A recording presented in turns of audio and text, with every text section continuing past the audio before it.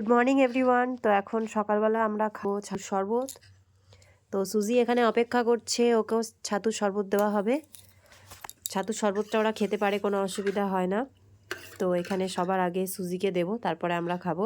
আমরা বলতে আমি আর শুভ খাবো, পুচকুসোনাকে দুধ দিয়েছি। আমাদের সকালে অলরেডি দুধ খাওয়া হয়ে গেছে। আর এইটা হচ্ছে সুজির বিছানা।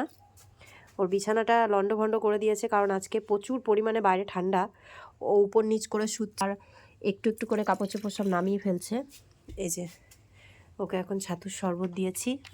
এই দেখো, ওর ছাতুর শরবতটা একদম ফেভারিট বলতে পারো। আর এখন এই যে আমরা মা ছেলে দুজনে মিলে খাবো। তো তোমরা কারা কারা ছাতুর শরবত সকালবেলার দিকে খাও কমেন্ট করে জানিও। আমাদের ছাতুর শরবতের মধ্যে খালি থাকে ছাতু, জল আর চিনি। শুনেছি অনেকেই যে পেঁয়াজ দিয়ে, কাঁচা লঙ্কা দিয়ে ছাতুর শরবত খায়, বাট আমি কখনো সেটা ট্রাই করিনি, জানি না কেমন লাগে। তোমরা অবশ্যই কমেন্ট করে জানিও যে আমার মতন করে ছাতুর শরবত তোমরা কারা কারা খেতে ভালোবাসো।